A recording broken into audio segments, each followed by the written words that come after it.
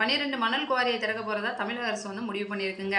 அதாவது டெல்டா மாவட்டங்களில் இயங்கிய பெரும்பாலான குவாரிகளில் வந்துட்டு அமலாக்கத்துறை நடவடிக்கை இன்னும் சில நடவடிக்கையின் காரணமாக மூடப்பட்டிருந்த மணல் குவாரியை வந்துட்டு இப்போ மறுபடியும் திறக்க போறதா தகவல் வந்து வந்திருக்குங்க. அப்போ இந்த மாதிரி மணல் குவாரியை வந்து திறக்கிறதுனால என்ன நடக்குன்னு தெரியுமா?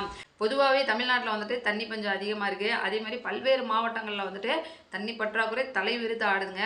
அப்படி இருக்கிறப்ப இந்த ஆத்து மணலை எடுத்துகிட்டு போகிறது அப்படின்றது வந்துட்டு ஒட்டுமொத்த நிலத்தடி நீரையும் காவு கொடுக்குற மாதிரி ஆகி போயிருங்க.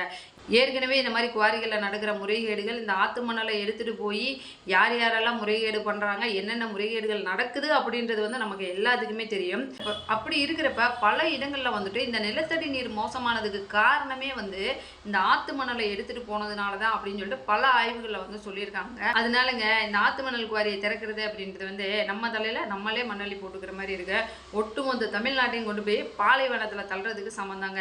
அதனால தாவேக அரசுக்கு மக்களாகிய நம்ம தான் வந்துட்டு கோரிக்கை வைக்கணும். ஆத்து மணல் குவாரியை வந்து திறக்கக்கூடாது அப்படின்னு சொல்லிட்டு. அதையும் மீறி திறந்தாங்க அப்படின்னம்னா இன்னமும் நம்ம தான் வந்துட்டு தண்ணி பஞ்சத்தில் கஷ்டப்படணும்.